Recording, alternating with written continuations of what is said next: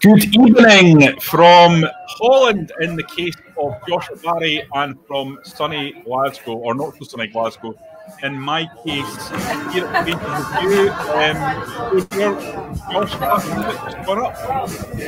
I was thinking you were loud, mate, so it's one of us. All right, okay. It's one of us. But don't do it again, because it just became massively noisy in terms of the music that's playing in the background there. So, listen, Josh, you've just spent some time with Giovanni van Bronckhorst and Connor Goldson talking about today's massive story that Alfredo Morelos has been left at home while the Rangers team have come to the Netherlands to play PSV tomorrow. What was said? Yeah, you're right, Johnny. It's been a long day, a lot fitted into today.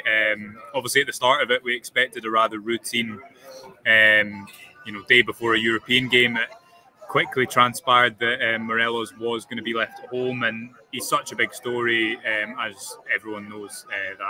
That's dominated the day ever since. So I asked the manager just for a kind of update on what happened, what was the process. Gio says the process is that we were playing a lot of important games at the moment. And I think for me it's always the case as a manager to bring the players with me, which I think are ready to play. I think that's a key point, they're ready to play. And for me, that was the moment I didn't include Morelos. So what he's saying there obviously is that he doesn't think he's in a state where he can have any real impact in the game. And it's a risk, obviously, to not bring Morelos. But obviously, Gio is his opinion is that Morelos wouldn't be able to impact the game as he should be able to, which is probably feeds into the decision. Now, this is a really interesting bit, Johnny. He says, as a person, it was a hard decision. As a manager, it was an easy decision. I mean, that's pretty black and white. And throughout, I'll read some more quotes, but throughout Gio's press conference, there was a few things he said that I thought, he's not trying to. I think sometimes with managers, they'll just try to bypass the situation and say, look, I've made it clear, I've dealt with the situation speaks for itself, I'm not going to say too much more. But Gio was drawn on quite a few points. He continued saying, in my eyes, this is the best squad to take.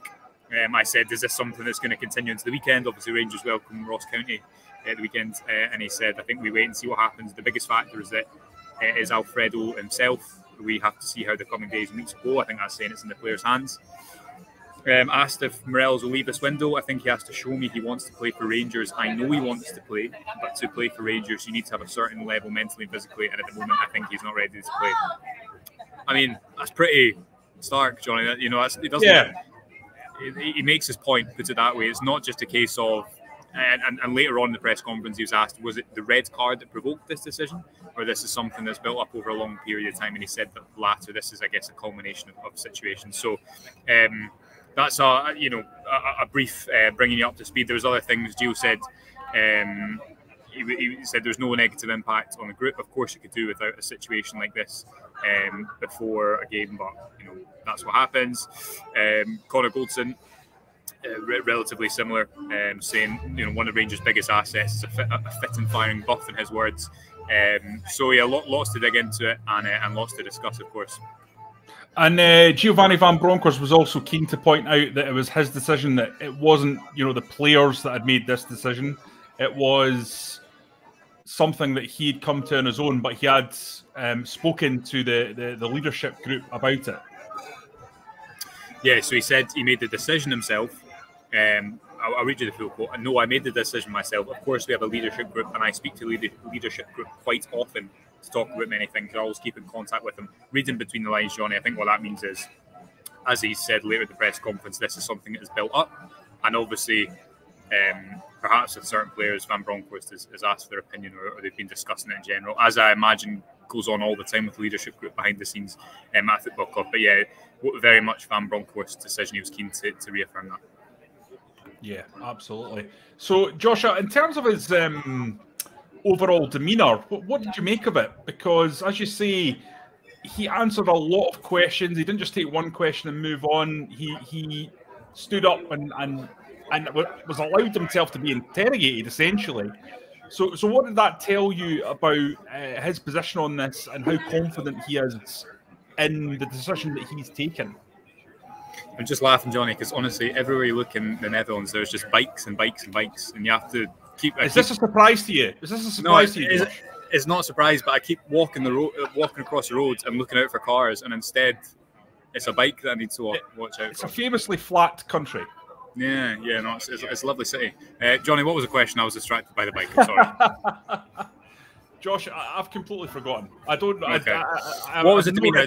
What was the demeanor? The demeanor was he was positive. He came in. He's quite jokey, quite jovial. Wanted to answered a few questions in Dutch.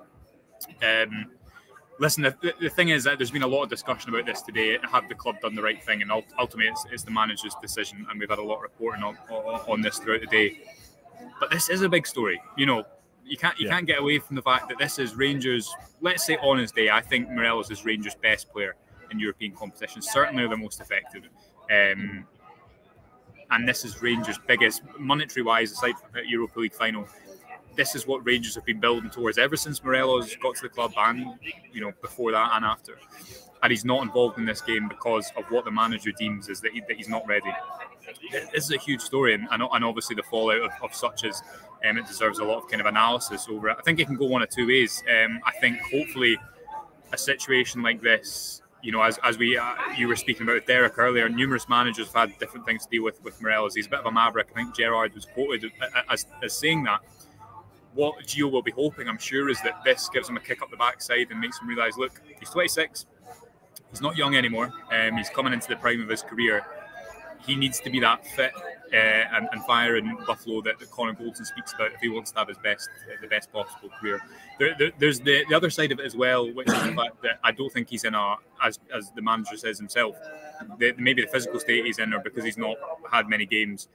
Bringing him to the Netherlands, maybe he's not going to have much of an impact anyway, so maybe it's the right time to make a point, and maybe Saturday's red card kind of pushed it over the edge. The manager also speaking about Antonio Čolak, happy with him as you would expect with his goals return.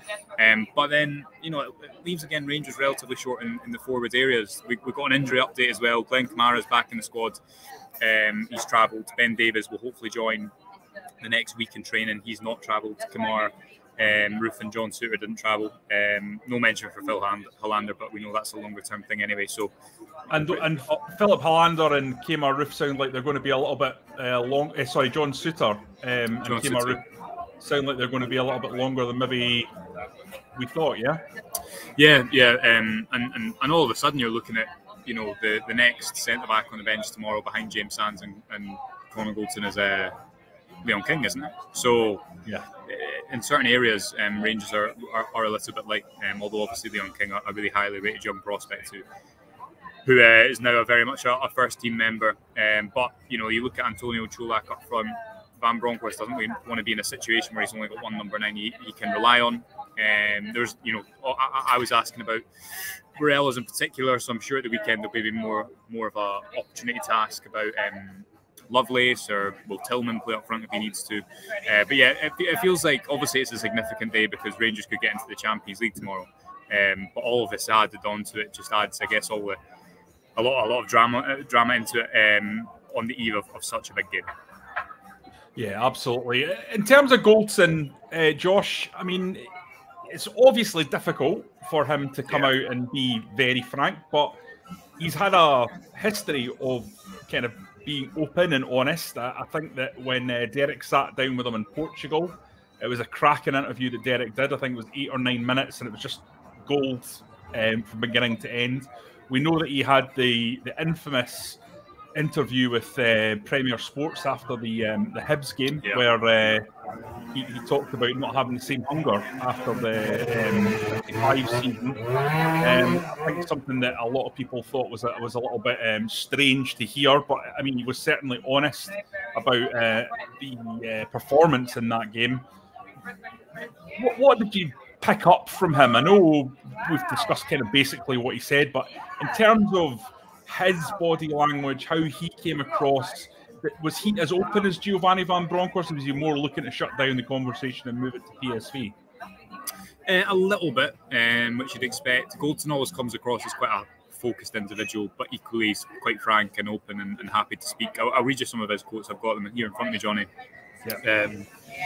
Asked about the reaction to the red card, he said the discussion after the game was more about the first red cards, John Lundstrom's, which we didn't think was a red, but at the same time, he's obviously done something stupid, Alfredo Morelos, and on Saturday. At the same time, we're a team where we are a group that have to be together. The only time we have won things as a football club is when we have all stuck together. That's an interesting point, Johnny, because also there was some parallels drawn today between this situation with Morelos and the one in, I think it was February 2020 when he was left out of the squad. Was that away to Hearts in the Scottish Cup quarter-final? It was. But Goldson says going into tomorrow, the squad it has to be more united than ever. We know it's going to be a massive game for the whole team. It goes on. I just think that fit and firing Alfredo is one of our most important players. Until he gets back to that, then I don't think he's helping us as much as he can. He's had a massive injury, probably the first big injury he's ever had in his career. It's taken him some time to come back from that, but we need him fit and ready. So, the other side Goldson's showing there, which is whenever a situation happens with a player, whether it be Morelos or something else, we always just look at the football side of it, and players are people, they've got stuff going on. We don't know that. We're just talking about what happens on the pitch. But yeah, Goldson defended his teammate as much as I think he could. He didn't by any means chuck him under the bus or anything like that. I think he was honest, and he's, if any Rangers player had come out there today and said, "Oh yeah, we're stronger for not having a fit and fire and Alfredo Morelos," everyone would have laughed at them. Of course, that's true. Of course, they would preferentially have Morelos, but they don't.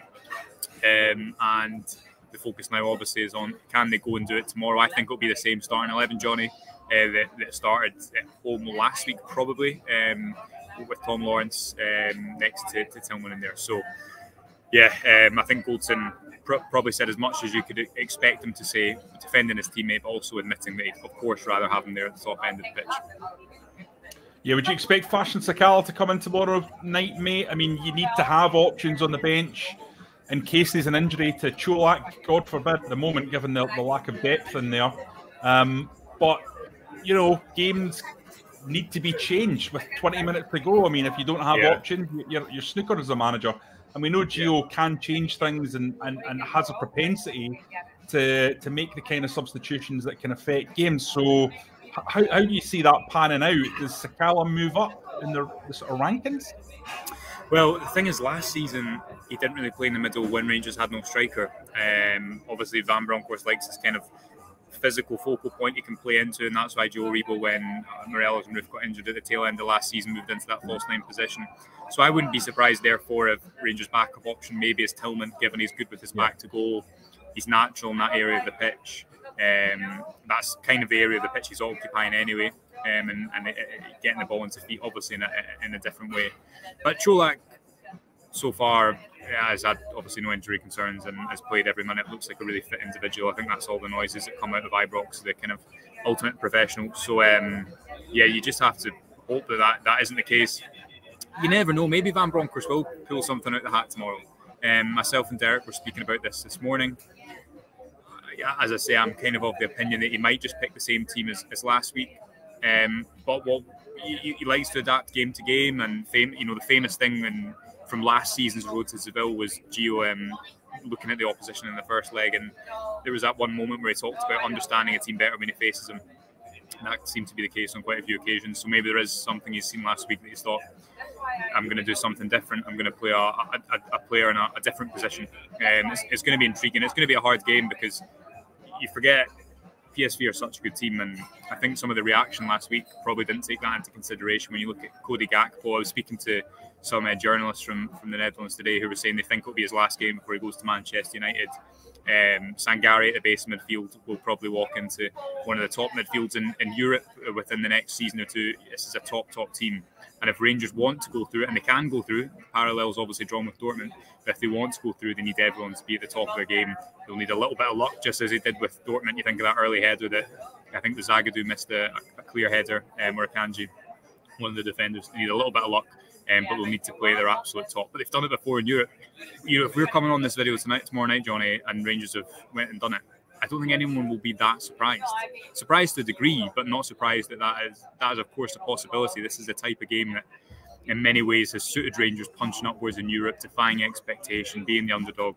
But equally is obviously the circumstances today that make that maybe a little bit more difficult than it could have been. Yeah, and of course, Kent and Matondo, both players that thrive on space, as Graham Brown is suggesting here, Joshua. What Rangers do have now is lightning quick transition players, and they have more than a couple of them. So you think that this could be a major factor in the game? PSV have to push forward and try and win on their own patch. They're not going to sit back and in a mid-block and try and see this one out. They're going to have to go and grab the game by the jugular. So could be a decent bit of space for the white players. Yeah, Ali, I know someone saying turn the telly down. I don't have control over I'm in a restaurant. I'm soaking up the Eindhoven kind of nightlife. So sorry about that, Ali, if that's a bit loud for you, but not in my control. There could be space. I find it hard to believe that Matondo will start because I think Van Bronckhorst goes with a tried and tested 11. For example, I wouldn't be surprised tomorrow if Glenn Kamara starts. I know I'm saying I think it'll probably be the same team as last week, but I think that's more likely. With that being said, Kent's played off the left every single time, and him and Barisic know one another. I find it hard to believe they disrupt that partnership. Tillman didn't play the weekend. You presume to be rested for the game tomorrow. I find it hard to believe that he wouldn't start there. But when you look at the right side, Matondo I don't think suits that narrow role, or yet he doesn't. At the weekend I don't think he looked good, so can you go and play him in a game of this significance? Lawrence obviously contributed to the goal in the first leg. I think he, of the new signings, is one that's adapted pretty quickly and looked quite good. You've got to consider off the ball as well, because that's a relatively offensive lineup, I guess, in personnel with Tillman, Kent and Lawrence away from home. Compared to last year, you look at Dortmund, it was Arfield in that position. So it's about striking that balance, because you're right, PSV I'm sure will go for it, and their fans will be expectant of that. Their centre-back, whose name escapes me, was speaking in the press conference today, spoke very well, and he made a joke at one point about saying, we will make the Champions League. But they have that confidence. They definitely do, with the game level coming back to their own patch. I asked Van Nistelrooy about the atmosphere, and he's pointing to the game against Monaco, and his fans really helped him out of a hole there, in his words. So it's going to be difficult tomorrow. It's going to take the team to kind of step up and show the best form of themselves. I definitely think Stephen Davis will play next to John Lundstrom, purely because you look at the control he brought in midfield, that pass he played through for Tavernier. Rangers will have to go and play as well, because they have to win tomorrow. They're not going to go and play for penalties. They have to win. Although it could go to penalties, that'll be a late night. So you need to obviously factor in both sides. And it's an hour ahead here as well, isn't it? So don't, Josh. I've not even recovered from the Europa League final yet. I don't want to see penalties again for another few seasons after that. Thank you very, very much. In terms of your own self, was this your first trip across to the Netherlands? I've been once before, 4 years ago, but only very briefly. I think it was a couple of nights I was here, so it's nice place. A lot of Rangers fans. Yeah, it is. Yeah, a lot of Rangers fans coming down from Amsterdam. I'm sure they'll be enjoying themselves up there. Coming down tomorrow. You can't get a direct train, I don't think, at the moment. We have to get a train and then a bus, but pretty easy. It's a nice place. Good functioning public services, which is always nice, Jonny. A treat when you're living in this version of Britain. And so very nice, a nice city. And as I was saying on the walkabout today, pretty accessible public transport links to the stadium, and the stadium is very, very central. I am about, at the moment, 5 minutes from the stadium, and there's lots of bars, etc. So it's not a Braga situation where you're in the back end of nowhere. Yeah, I was going to ask you about that, because you did say it was quite a residential area in your video earlier on, and I was wondering if there was place for the sort of fans to go, but you're saying that there are a number of bars and restaurants in the sort of vicinity of the suburb that you're in. You're about maybe 5-10 minute walk to the centre-ish, I'd imagine 10 minutes, so lots of different places. I don't actually know how many Rangers fans are coming over. I believe the ticket situation is at maybe 1,700 or so that are going to be inside the stadium, is that right? I think it's about, what is it, about 5% you're allowed of. Because PSV had about 3,000. So, so looking forward to tomorrow. Be another busy day, building up to the game, and hopefully another famous result for Rangers in Europe. That's been the case in the last 6 months. There's nothing to suggest that they can't go and do it. We were writing today on the website about the numbers in domestic football. It's not been a brilliant start against, you know, a newly promoted team and teams that finish in the bottom half in regards to really going at teams with intensity from the off. But football can change so quickly, and if Rangers go and win tomorrow, then it's a perfect start to the season because you reach the Champions League. Yeah, that would be an incredible achievement. And I was saying to Derek earlier on, mate, that I feel like this really is the kind of chance to put to bed the events of the last decade. You know, reaching the Champions League and getting those 6 games against truly elite opposition, bringing 3 games to Ibrox where you're definitely going to go up against the absolute top level, and hearing that music swirl around the ground, that famous old ground with the lights coming down, it's just the pinnacle. And so that's how important tomorrow night is. And for me, it's not really a financial thing. It's more about where the club is and a statement about the club going forward into the next era. But we'll see how it goes. I don't think not qualifying for the Champions League is maybe the financial issue that it would have been in years gone by, with the amount of money that's been brought in on players and the amount of money that can be brought in from the Europa League, and the €5 million parachute payment that has been brought in by reaching the playoff round should they not go into the Champions League proper. So that said, I still think there's absolutely nobody that would want to go back and go through another Europa League campaign when they could enjoy the drama and the kudos of a Real Madrid or a Liverpool coming to Ibrox. I think that would be quite incredible to see. And you know, I think I might sneak along for that kind of game, Josh. I might come out of my dungeon here in sunny Cambridge and make my way to Ibrox for those games. So that's a promise. That's a promise. Yeah, one more. Thanks very much. Just getting another wee beer. Yeah, you don't get that service everywhere, do you? Because you've been on the go since very early this morning. I've been dealing with a sick child, so I've not actually worked as much as I would normally do today. So I better get on and do the various things that I've got to tie up before the night is done. So I'll let you press on. You have a good time. And thanks, guys, everyone. We will be back tomorrow morning to